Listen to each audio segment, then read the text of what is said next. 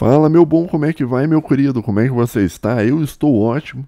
No episódio de hoje, a gente vai continuar aquela série que eu tô fazendo de assistir o que vocês assistem, tá? Então, pra quem perdeu isso aí, tem os vídeos anteriores, né?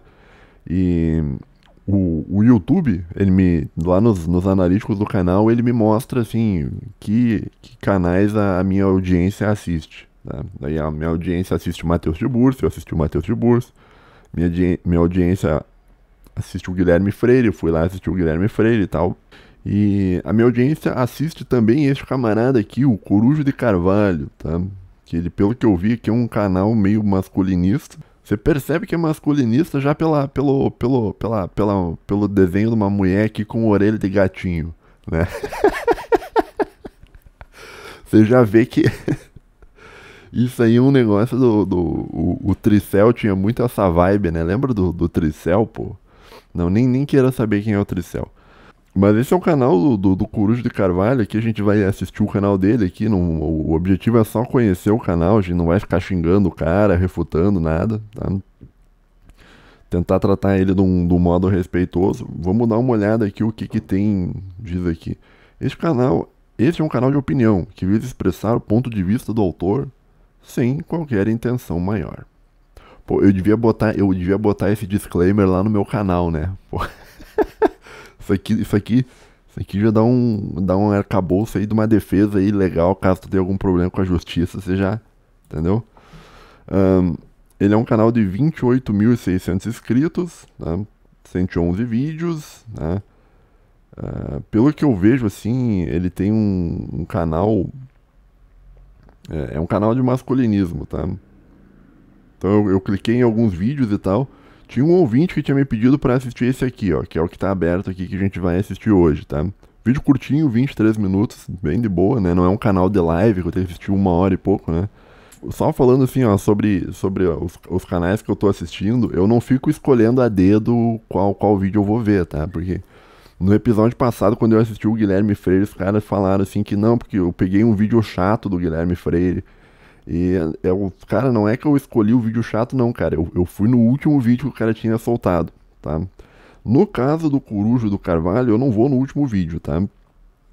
Por quê? Porque um ouvinte tinha me pedido, se eu achar o comentário dele eu vou botar na tela. Ele tinha me pedido pra assistir esse vídeo aqui da Rochelle. Tá marcado aqui como se eu tivesse assistido já, mas eu só cliquei pra ver o começo aqui. O YouTube, né, deu umas bugadas aqui. Tá bom? Tem um outro aqui que parece bom, ó, 49 minutos, Blade Runner 2049. O existencialismo de um homem recluso, né? Que tem é literalmente eu. Eu até falei isso num outro episódio, né?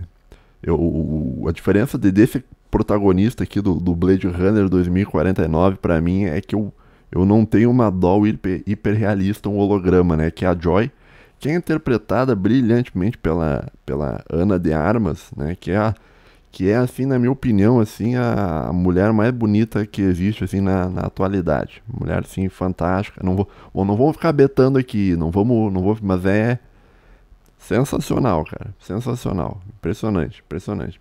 Né? Mas eu não vou ver esse vídeo aqui em live, que é 49 minutos, né? Então a gente tá tentando fazer uns episódios mais curtinhos aqui e é mais talvez pra você conhecer esses canais aí, caso você não conheça, tá? Só antes de eu começar, eu queria dizer assim, a minha opinião sobre o masculinismo, eu já falei também sobre isso em outros vídeos, né? Eu acredito que o masculinismo, ele é um filho do feminismo, tá? Não, no sentido que não existiria masculinismo se não existisse o feminismo, né? Então, no caso, o masculinismo, ele é a antítese da tese que é o feminismo. Daria, se tu quiser ser bem aberto em termos conceituais, daria para tu dizer que o masculinismo, ele é um feminismo de 8ª geração, não sei qual geração que tá o feminismo hoje, mas existe uma relação muito próxima entre o feminismo e o masculinismo, tá? Porque um vem do outro, né? Então, um é filho do outro, mas eles são coisas radicalmente diferentes, né? Visões de mundo radicalmente diferentes, né? A plataforma também não gosta muito que fale sobre esse assunto, né? O que me surpreende é que o cara tá com 28 mil inscritos. Isso aqui é um número ótimo, tá? Bastante visualização os vídeos do cara. Aqui o Patrick Bateman, minha webcam tá na frente aqui, deixa eu só levantar um pouco aqui. Aqui o Patrick Bateman, que também, diga-se de passagem, também é literalmente eu, né? Literalmente eu. Mas tem um outro canal, vamos dizer assim, que canais, vamos parar e pensar assim, que canais dessa bolha, assim, que eu acho legal, assim. Eu gosto bastante do... Deixa quieto, deixa quieto. Não, assim, ó, eu vou falar com um disclaimer aqui, porque o camarada, dono desse canal, é um cara muito nervoso, né? Que é o Bastiato Lapriani. Eu gosto muito do Bastiato Lapriani, acho o Bastiato um cara engraçado, né? É um cara muito bem humorado, diga-se de passagem, porque... só que não dá pra falar muito do Bastiato, porque o Bastiato, ele é muito brabo, assim, sabe? Então, nem quero o problema com o Bastiato. Deixo o Bastiato lá, um abraço pro Bastiato, se ele estiver vendo isso aqui, mas... né? Até já pensado em reagir a alguns vídeos dele, mas não dá, cara. Não dá. Quem mais que eu gosto desse meio, cara? Eu gosto do Dom Sandro, porque o Dom Sandro, ele tem o Dom Sandro, ele tem meio como é que eu vou dizer? Ele tem uma vibe meio interiorana aqui do Rio Grande do Sul, lá do oeste, sabe? De São Borja, sabe? Umas paradas assim lá no extremo oeste do Rio Grande do Sul, lá naquela...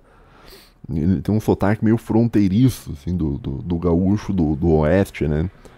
E eu gosto dele também, né? O resto, no geral, tá? Não, acho que talvez não seja o caso desse canal aqui, Coruja do Carvalho, mas no geral é tudo gente querendo ganhar dinheiro em cima do sofrimento emocional dos homens, né? Então, que é aquilo que eu já falei, né? Esses vendedor de curso de Red Pill, eu vejo quase todos eles, assim, em última análise, é quase como se eles fossem uma prostituta, né? Porque, só que a diferença é que não há um contato carnal direto, mas muitos desses canais, porque o que a prostituta faz? Tá? Ela tá suprindo uma demanda por carência emocional afetiva masculina. Então o cara vai lá, a prostituta trata ele bem, fala o que ele quer ouvir e tal, tem lá a relação sexual e tal, e ele paga pra prostituta. A mesma coisa ocorre com relação a esses cursos Red Pill, né? O cara que é o vendedor de curso Red Pill, ele tá vendo a fraqueza emocional masculina e a carência emocional masculina como uma oportunidade dele ganhar dinheiro e vender o curso dele, tá? Então, no geral, eu não gosto da maioria desses canais. Será que meu áudio tá estourado, bicho? Alô, alô, alô, alô, tá? Então, assim, não gosto desses canais. Eu acho que, no geral, eu não gosto. Tem poucos canais que eu gosto, tá? O canal desse cara eu assisti um vídeo já, e gostei muito da oratória dele, tá? Achei a oratória dele muito boa, bastante interessante, assim, um cara bastante articulado na fala. E só o que eu acho também é que, como é que eu vou te explicar? O fato dele esconder o rosto no vídeo dele, isso acaba retirando um pouco a credibilidade, tá? Eu particularmente, eu gosto de assistir canais das pessoas que mostram o rosto. Entendo que cada um tem seus motivos e tal, às vezes o cara não quer se expor, às vezes tá? Ah, mas é masculinismo, eu tenho medo que vai acontecer se eu falar. Cara, o Dom Sandro mostra o rosto. Tá nem aí, né? Então, existem canais masculinistas que os caras mostram o rosto, assim como existem canais Red Pill que os caras mostram o rosto e tal. Mas assim, eu entendo, talvez, eu não sei quem é esse cara, o Coruja do Carvalho, mas eu entendo que talvez ele tenha os motivos dele, talvez ele trabalhe em algum lugar que as pessoas não podem saber quem ele é e tal. Mas não sei, cara. A minha opinião, assim, antes de eu começar a assistir o vídeo, é que geralmente eu tendo a gostar mais de canais onde as pessoas mostram o rosto. Ah, mas Homero, eu sou feio, eu não quero mostrar o rosto. Tudo bem, cara, eu também, eu não sou bonitão, tá? Mas tô aqui, né? E aceito o fato de eu não ser um cara bonitão e aí pra mim tá tudo bem, tá? Então eu não tenho insegurança com esse tipo de coisa, né? Na verdade, insegurança todo mundo tem em uma certa medida, mas a minha tá sob controle com relação a isso, tá? Bom, mas chega de enrolação, eu tô achando que o meu áudio tá muito alto, bicho. Alô, alô, não. Alô, alô, não, tá certo. Tá, meu áudio tá normal, tá? Vamos aumentar um pouquinho o áudio do cara. Vamos dar um tela cheia aqui pra assistir. Não, vou botar Um ouvinte tinha me falado, nossa, que loucura, bicho. O ouvinte tinha me falado que dá pra apertar F11, sabe? Tipo assim, se tu aperta o F, tu põe no tela cheia, tá? Daí se tu aperta F11, tu põe tipo numa tela cheia, só que não é bem tela cheia.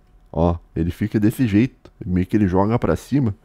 O que é ótimo, porque minha webcam tá aqui embaixo, que eu tô na parte de baixo aqui do seu vídeo, nessa parte mais aqui. Então vamos lá, obrigado pela dica do ouvinte aí. Ainda não baixei o modo escuro, mas vamos lá. Sem mais enrolação, que eu já tô enrolando muito aqui, cara. Tem que ter a capacidade sintética, vamos lá. Quer dizer, Olá, senhores, sejam muito bem-vindos a mais um vídeo no canal Coruja do Carvalho. boa tarde, Coruja do Carvalho. Eu peço a vocês que, se gostarem do vídeo, por favor, não se esqueçam aí de deixar um like, se inscrever caso ainda não Vou sejam deixar um inscritos, like ativar as aqui, ó. notificações do canal para Tá. não perderem nenhum vídeo, compartilhar e, é claro, podem ficar aí à vontade na seção dos comentários, como sempre. E no vídeo de hoje eu quero falar sobre uma personagem icônica que, ao meu ver, moldou bastante a cultura da nova geração, né? Da mais recente geração aí, ou uma das mais recentes, que é no caso a geração Z, né? Porque nós já temos aí a geração Alpha, que é a personagem da série Todo Mundo Odeia o Chris, a Rochelle, a mãe do próprio protagonista. E Só fazer um parênteses aqui, ó. Não é refutar o cara nem nada, tá? Não. Mas eu não. Esse é um episódio que eu vou fazer no futuro, tá? Eu não acredito muito nessa coisa de geração Z, geração Y, geração Millennium, geração Zoomer. Tá? Isso aí eu não acredito. Eu entendo que isso é uma análise. Tem pessoas que interpretam o mundo através de uma perspectiva sociológica, onde elas conseguem enxergar conflitos geracionais, mas eu não acho que isso existe. Tá? Eu nunca na minha vida eu conheci um millennium. Nunca vi nenhuma pessoa que é um millennium na minha vida. Tá? Nunca vi um boomer na minha vida. Nunca conheci um boomer. Tá? O que existe é uma ideia geral de boomer, uma ideia geral de millennium e tal. Mas isso é um assunto talvez para um outro episódio, tá? é uma coisa que eu sempre me pegava vendo, principalmente nas épocas de Facebook, aí, de 2012 a 2015, era uma grande romantização em cima daquela personagem, né? Como mãe, como esposa, como personagem em geral, né? Todo um culto à personalidade ali, porque era dito que a Rochelle é a própria caricatura da mãe brasileira, cara. E os caras falavam assim que aquilo era mãe de qualidade, isso que cria filhos saudáveis e tudo mais. E desde aquela época eu já ficava... Tu assistiu Todo Mundo Odeia o Chris? Ele tá falando disso, né? Eu devia ter falado isso no começo do negócio, né? A Rochelle é uma personagem lá do Todo Mundo Odeia o Chris, que é a mãe do Chris, que é um personagem que representa a infância do comediante Chris Rock. O Chris Rock é o cara que tomou o tapa lá do corno do Will Smith, tá bom? com uma pulga atrás na orelha a respeito disso, né? Porque tinha várias red flags ali a respeito da personagem, que ela de fato entregava que não era uma boa mãe, ou pelo menos não uma mãe funcional, e também não era uma esposa funcional. E isso eu só consegui perceber, é claro, depois do processo, né, que é o despertar, se é que vocês me entendem. E eu vou citar e analisar nesse vídeo só algumas das red flags que eu me lembro. Só.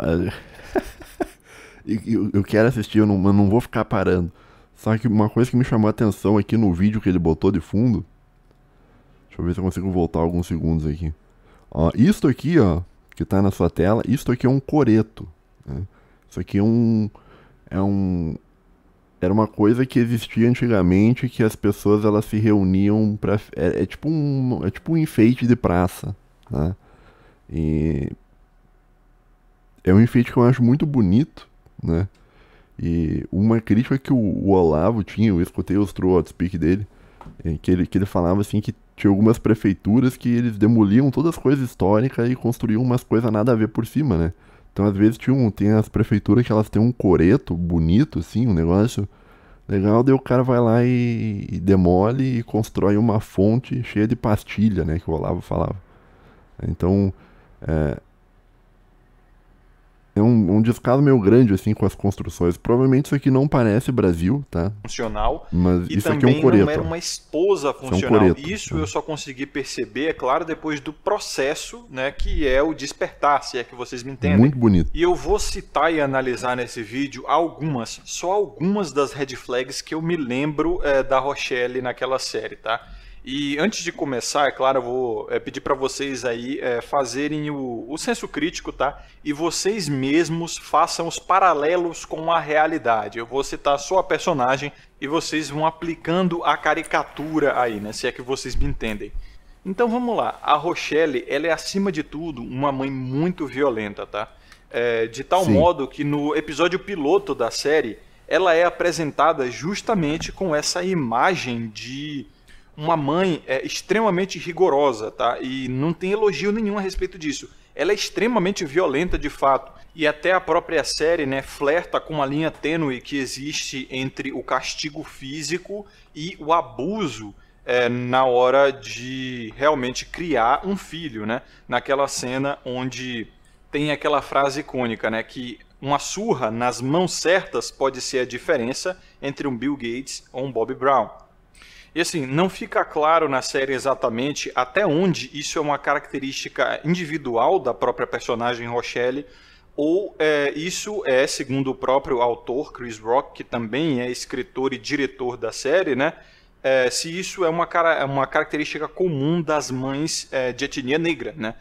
Vocês têm que lembrar que a série Todo Mundo Odeia o Chris é uma série muito carregada de conteúdo racial, de fato, de várias comparações assim entre negros e brancos, que ao meu ver muitas vezes é até desnecessário, tá? E eu também acho que ela pautou essa série, né? Já que mexeu tanto com a estrutura social do Brasil, principalmente na geração Z, né? Eu acho que essa série pautou muito os diálogos raciais e até o identitarianismo negro no Brasil. É sério, mano, essa série mexeu muito com a cultura brasileira de tal modo que vendeu camisa pra caramba, vendeu caneca pra... Mas é que tá, bicho, assim, eu não me importo que esse tipo de dinâmica seja trabalhada em uma série, tá? Então, você tem, por exemplo, no Brasil, na literatura brasileira, o Lima Barreto, ele denunciava, assim, questões raciais e tal, justamente por ele ser negro, tá? Só que o modo que o Lima Barreto trabalhava isso, ele trabalhava de um modo muito inteligente, muito peculiar e muito bem-humorado. Tá? Daí eu acho legal. E a série Todo Mundo Odeia o Chris também é isso, né? Ele trabalha essa questão, mas trabalha de um modo bem sutil, bem interessante até, em alguns casos, né? Agora, hoje em dia, tu vai ver os caras... Tu vai assistir uma série falando sobre isso, o personagem ficar te dando uma lacrada. Daí não dá, cara. Daí não... Caramba, o próprio... Entendeu? A crítica, eu acho que ela é interessante se ela é bem feita. Se é só lacração por lacração, daí não adianta, né? E eu não acho que o Todo Mundo Odeia o Chris é uma série de lacração. É uma série de comédia e bastante inteligente, diga-se de passagem, né? O Tyler James Williams, né, o protagonista da série, que interpretou o Chris, ele veio várias vezes a público até pedir que os brasileiros deixassem ele em paz e tal. E essa série justamente explodiu mais ou menos ali na época onde o Brasil se tornou woke, né? Onde o Brasil ele realmente começou a se ligar nessas problematizações identitárias, discussões políticas, né, sociais, etc, etc. Então, assim, foi realmente um momento sensível e uma série famosa, então meio que casou ali as coisas. Mas voltando ao assunto, a Rochelle, ela é a caricatura da mãe narcisista. Você quer saber o que é uma mãe narcisista? Assista Todo Mundo Odeia o Chris e veja a Rochelle. Outra coisa que também é dito logo no episódio piloto, né, mostrando ali a caricatura da personagem, é que ela é a famosa pobre soberba. E isso é narcisismo puro, é a definição de narcisismo, né? É aquela projeção do ego tão grande, onde a pessoa se importa mais com o que parece do que com o que ela é e o que ela faz, né? E ao longo da série existem várias atitudes narcisistas da Rochelle, onde ela, mesmo passando até dificuldades financeiras, sem poder dar um presente para o filho primogênito, né? Ela decide, é claro, não receber doações de comida para não parecer que está passando necessidade, como também decide devolver ainda mais comida e da melhor qualidade, né? Como os produtos de marca e tal, que é quase um personagem à parte na série, né? A tal dos produtos de marca famosa ou coisa do gênero. Então, você vê como esse narcisismo destrói a família, tá? Consegue, inclusive, destruir as finanças da família. E esse narcisismo, muitas vezes, é estimulado e dado poder pelo próprio Julius, o pai do Chris, né? Que é um outro personagem à parte que vale até um vídeo, análise a respeito dele. Que é, assim, a caricatura também do marido rendido, sabe? Que é uma montanha, é gigante, forte pra caramba, mas tem medo da esposa, sabe? Que pede desculpas simplesmente patologicamente, é um indulgente patológico. Onde ele, inclusive, em um determinado episódio, né, ele dá um dos piores conselhos pro Chris a respeito de mulher, cara. Eu sempre achei o Julius meio banana, assim. Que é aquele clássico, né? Lidar com mulheres é você pedir desculpa sem saber o porquê você está se desculpando, sem estar errado e simplesmente não faz sentido, apenas obedeça. É um dos piores conselhos que você pode dar a um garoto, um adolescente naquele caso. Então você vê que o Chris ele veio de um lar disfuncional. Claro, o personagem, não necessariamente o próprio escritor, né? De fato, a série ela tem inspiração na vida do escritor e diretor Chris Rock, mas não é exatamente aquilo ali, tá? Não é por quê? Porque eu tinha visto que parece que o Chris Rock, a família dele, se não me engano, eles tinham 7 filhos. Na série são 3 só. Mas se não me engano, eram 7 filhos. Era uma penca de criança, né? Então, muita da coisa que tá na série tem a ver com a vida do Chris Rock, mas muita coisa ali é uma família idealizada. Talvez até o próprio Julius tenha sido um cara idealizado, né? Então, o narcisismo e as consequências catastróficas desse narcisismo da Rochelle ficam evidentes naquela clássica também, né? Meu marido tem 2 empregos, eu não preciso disso. Onde várias e várias vezes ela põe a própria família em vulnerabilidade financeira propositalmente, novamente, né? Garantindo ali no fato do marido dela ter realmente 2 empregos, mas ela se demite de todo e qualquer emprego, simplesmente porque quer ou simplesmente porque pode, mesmo numa situação onde a família precisa do dinheiro, né, daquela renda extra.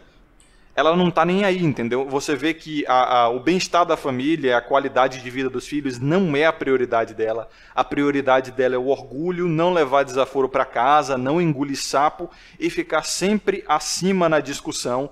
E, novamente, projetar um ego inflado, né? Projetar um sucesso falso. Então, além disso, ela também é uma mãe abusiva, né? Que não só abusa dos filhos fisicamente, mas também ela fica lavando roupa suja na frente dos filhos, diminuindo a autoridade do pai, da contraparte masculina ali, onde, novamente, ela tem um ego tão grande, onde ela não se importa com o exemplo que ela vai dar para os filhos, tá? Os filhos adolescentes ou até mesmo crianças. Ela se importa mais em ganhar, em estar por cima, inclusive do próprio marido, entendeu? Então, diversas vezes ali, diversas cenas existem onde a família está na mesa de jantar, um momento até, digamos, sagrado ali, né? Onde a paz deve reinar, você está literalmente engolindo comida, e ela faz um escarcéu por qualquer motivo, por qualquer besteira assim que o marido dela fala, entendeu? Mas eu acho que o que mais me perturba a respeito daquela personagem é a vulnerabilidade financeira e social que ela impõe sobre os próprios filhos em prol do narcisismo dela, né? De manter o ego. Como naquele episódio onde ela literalmente, cara, gasta o dinheiro que era para passar o mês todo da família porque ela queria dar a impressão de que ela estava bem para uma amiga, entre aspas, na verdade uma conhecida dela. Tipo, uma conhecida que ela via no cabeleireiro, entendeu? E aí, por consequência disso, a energia da casa, né, da família do Chris é literalmente cortada e eles passam, assim, sabe Deus quanto tempo, né, sem energia elétrica. Assim. Ela destrói a qualidade de vida. Daí, tipo, se eu não me engano, nesse episódio, tipo, ela desliga, acaba a luz, porque ela não pagou a conta, e ela grita com o Chris ainda, e o Chris não tinha feito nada. Né? Da família inteira por conta de uma egolatria, simples assim. Outra coisa também, né, mostrando como ela destrói de fato a vida dos filhos, ela faz o Chris ir para uma das piores escolas onde ele poderia ir, que é a Corleone, né? Que é onde ele é o único aluno negro e ele sofre abusos diários, né, do Caruso, sofrendo assim violência física e psicológica, porque a mãe não queria que ele fosse para a escola do bairro dele, no Brooklyn. Ou seja, o guri tinha que cruzar a cidade, né, para ir para um bairro totalmente branco de italianos pobres, correr um risco ferrado, não só no caminho, como também durante, né, as aulas, e muito provavelmente ele teve uma educação tão ruim ou pior na Corleone do que ele teria na escola do bairro dele, no Brooklyn, né, a qual, veja só, o Drew frequentava. Então, assim, o Drew, ele não sofreu grandes problemas, muito pelo contrário. Ele era muito bem tratado, né? Pelo menos no ecossistema ali da série, né? No microverso da série. O Drew, ele... é claro que é um exagero, mas tem aquela cena de que ele é recebido, assim, recebendo a chave da cidade, todo mundo festejando e tal, pela presença dele. O Drew é meio que um personagem onde ele fez sucesso, sabe? Ele é tudo que o Chris queria ser, mesmo sendo o irmão mais novo dele e tal. Mas assim, se o Drew ele teve uma educação melhor que o Chris teve na escola do bairro, muito provavelmente o Chris também não teria uma educação ruim assim, né? É literalmente o narcisismo da Rochelle, achando que o primogênito ele tem que ter a melhor educação, e a melhor educação é aquela que tem mais status, vai ser dada pelos brancos e tal. Então ela expõe o próprio filho dela a esse tipo de situação, entendeu? Por pura arrogância, por pura ignorância mesmo. Então, basicamente, todo o sofrimento que o Chris tem na série, cara, ou quase todo, gira em torno do narcisismo da Rochelle, que é uma das piores mães da ficção. Pelo menos uma das piores que é romantizada, né? É claro, na ficção devem haver mães piores aí que literalmente matam seus próprios filhos, né? Mas, poxa, convenhamos, pro nível que a Rochelle é romantizada nesse Brasil veronil, irmão, ela é com certeza a pior, né? Mas enfim, eu poderia ficar aqui minutos falando sobre como a Rochelle é uma péssima mãe, mas esse vídeo aqui tem um tempo limitado, né? O interesse das pessoas é limitado. É verdade, cara. O interesse das pessoas é limitado. Tipo, é muito raro você ter uma pessoa que, por exemplo, que o cara quer assistir um vídeo grande. Geralmente as pessoas, infelizmente, só querem os vídeos pequenos, né, cara? Poxa, daí, tipo, muita coisa que você poderia falar e desenvolver você não consegue por causa disso, né? Mas agora que eu fiz uma pausa, eu tô tentando não pausar o cara, né? Mas ao mesmo tempo, assim, que eu concordo, assim, com a crítica dele, eu penso que o seriado, tipo assim, de um ponto de vista de escrita, né? Nenhuma história funciona se ela não tiver um vilão, tá? Nenhuma história funciona onde todo mundo pensa de um modo racional e todo mundo faz a coisa certa o tempo inteiro, né? Então precisa haver numa história, para uma história dar certo, pessoas ruins ou pessoas que fazem coisas erradas, né? Então, por exemplo, a Rochelle, ela é uma pessoa bastante agressiva, de fato ele tá certo no que ele tá falando, e o Julius é um banana, só que assim, isso funciona na história, né? De um ponto de vista da história isso funciona. Agora, se o Julius não fosse um banana, se o Julius fosse tão agressivo quanto a Rochelle, não ia ter história nenhuma, porque os dois iam ficar discutindo o seriado inteiro, iam ficar brigando e um ia bater no outro, entendeu? Então não... é preciso que haja entendeu? É um negócio da história, da própria história, como a história funciona, né? Para uma história ter algum sentido, ser interessante de ver, não tem como você botar todos os personagens sendo agressivos. Não, e a escolha que foi feita é a Rochelle sendo agressiva com o Julius, né? Porque se fosse o contrário não ia dar, porque o Julius daí ia ser o quê? Daí não ia ser um negócio de comédia, ia ser um drama, né? Da mulher que apanha do Julius e tal, né? E que vive em casa com medo porque tem um marido agressivo e tal. Não ia, entendeu? Eu não sei se tu tá entendendo o ponto que eu tô te mostrando, assim. De um ponto de vista literário, de escrita, não tem como todo mundo ser bom e também não tem como todo mundo ser mal. Tu precisa ter personagens bons e personagens maus.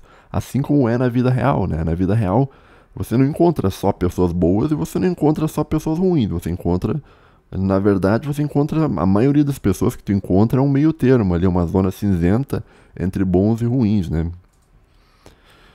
Então talvez tenha sido uma escolha do Chris Rock compor esse personagem justamente porque ele achou que ia render mais de um ponto de vista de comédia você retratar uma mãe bastante agressiva, tá? Isso não quer dizer que ela está certa por ser agressiva, né? O Coruja do Carvalho aqui tem um bom ponto na crítica dele, né? Então vamos lá para por que ela é uma péssima esposa.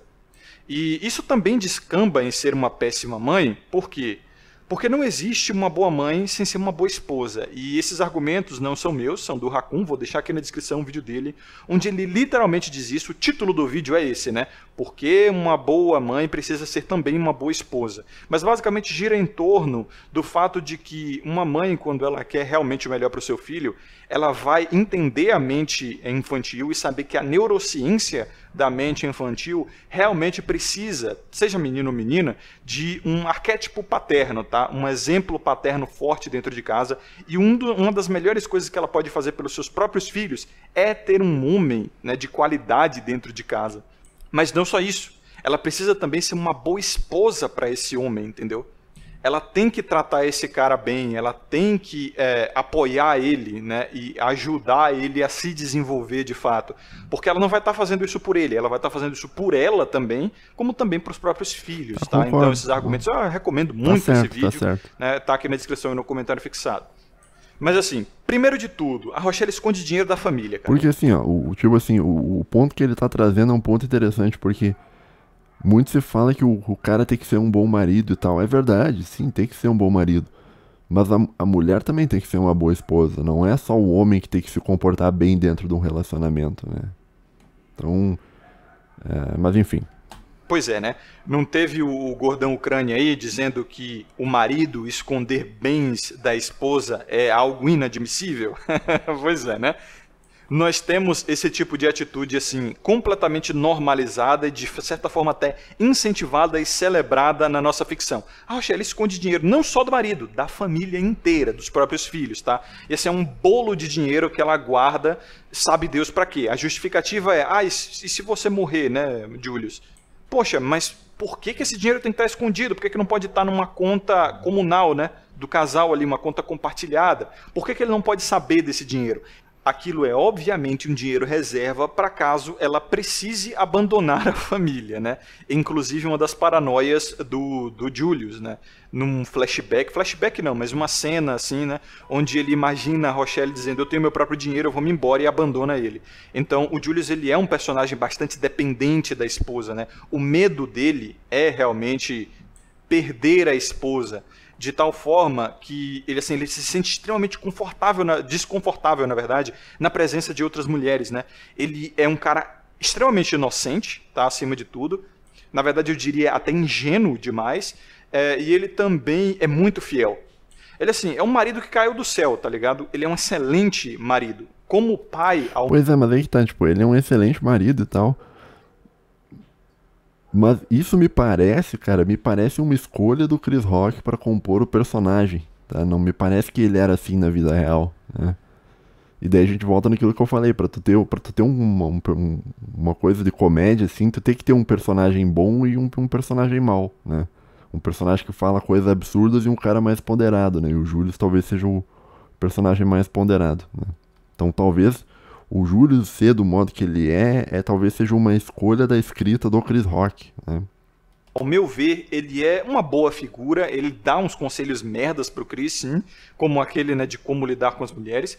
Mas, poxa, aquele episódio da meia da sorte, né, onde ele tem uma conversa com o Chris, ou aquele monólogo dele sobre respeito, embora também existam citações na série onde ele é violento, né? Também ele demonstra assim, certa violência, uma violência em alguns momentos até fatal, né?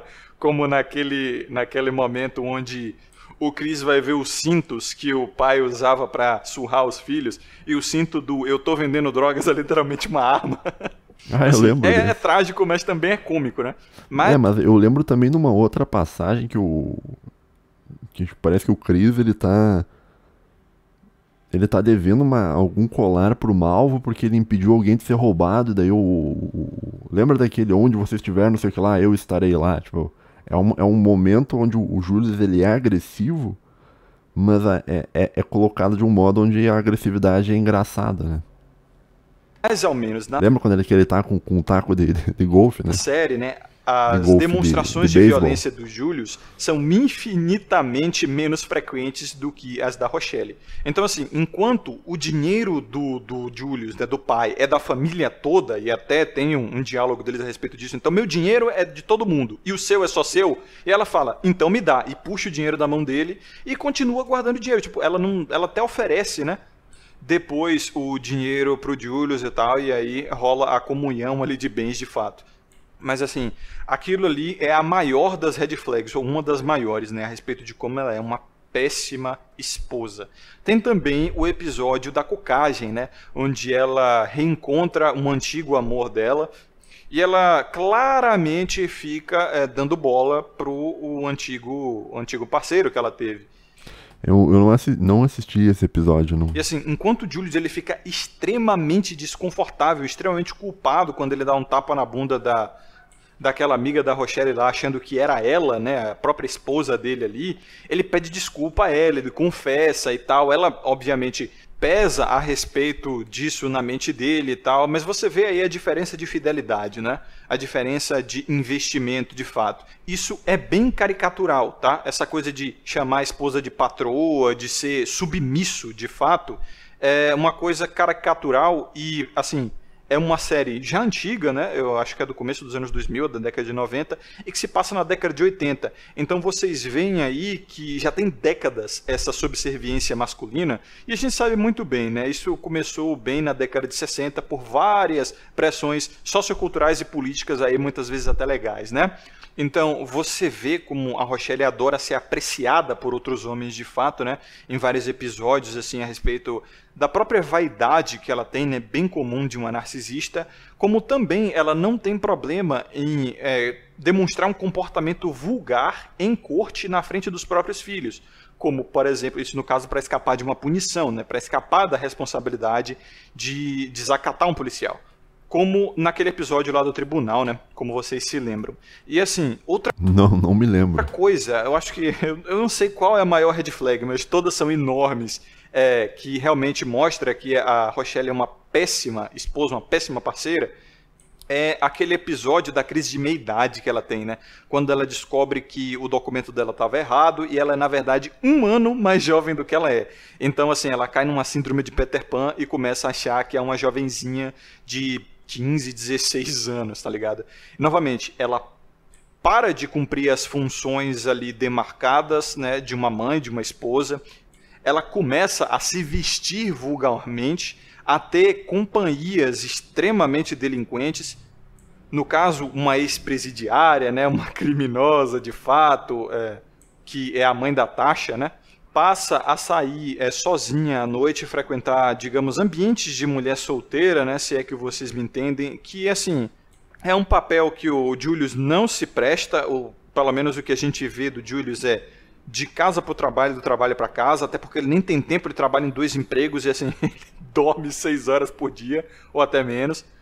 Então, para resumo da ópera, velho, a Rochelle ela é muito romantizada, né, na nossa cultura, na cultura pop brasileira.